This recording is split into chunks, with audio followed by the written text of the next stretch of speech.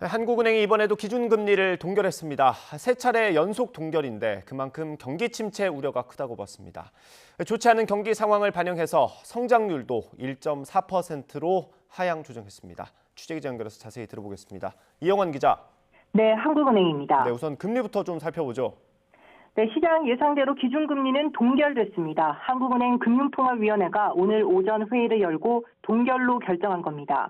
이에 따라 기존에 적용되고 있는 연 3.5% 금리가 그대로 유지됩니다. 이번 금리 동결은 지난 2월과 4월에 이어 세 번째입니다. 고공행진했던 소비자 물가 상승률이 지난달 3.7%까지 내려온 영향이 가장 컸습니다. 여기에 반도체를 중심으로 수출 부진이 이어지면서 경기 침체 우려가 커진 점도 주요했습니다. 한은은 내수가 완만한 회복세를 보이고 있지만 수출과 투자 부진이 이어서 경기 둔화가 계속되고 있다고 진단했습니다. 이번 한은의 동결 결정으로 미국과의 기준금리 격차는 1.75%포인트까지 벌어졌습니다. 이런 역대 최대 금리 차가 부담스러운 대목이었을 텐데요. 자본 유출 정황이 없다는 점에 주목해 기존 금리를 유지한 것으로 보입니다. 다만 동결을 넘어 올해 안에 금리 인하까지 갈 가능성에 대해서는 시기상조라며 선을 그었습니다. 물가 둔화에도 목표치로 세운 2%대는 아직 갈 길이 먼 데다 미국이 금리 인상을 멈출지 등 대내외 상황을 모두 고려해야 한다는 겁니다. 이에 금통위원 모두가 최종 금리를 3.75%까지 올릴 가능성을 열어둬야 한다는 데 의견을 같이했다고 강조했습니다. 네, 경제 성장률 전망치는 얼마나 낮아졌습니까? 네, 올해 성장률을 1.4%로 낮췄습니다. 지난 2월 전망치는 1.6%였습니다. 수출 부진이 계속되면서 경제의 활로를 찾기 힘든 상황을 반영해 소폭 하향 조정한 겁니다.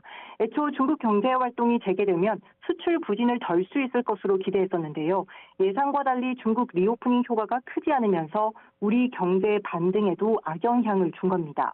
다만 한은은 성장률 하향 조정에도 전반적인 경기 흐름에는 큰 변화가 없다는 점을 강조했습니다.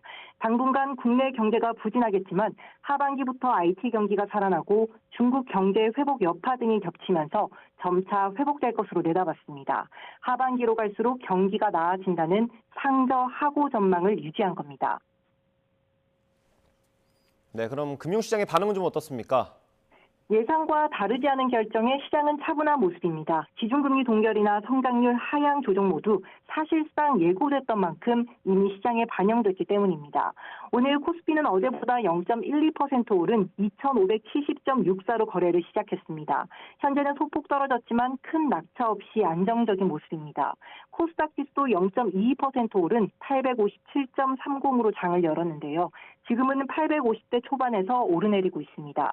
원달러 환율은 어제보다 1.6원 오른 1,319원에 거래를 시작한 뒤 현재는 1,320원대로 제한적인 상승세를 이어가고 있습니다.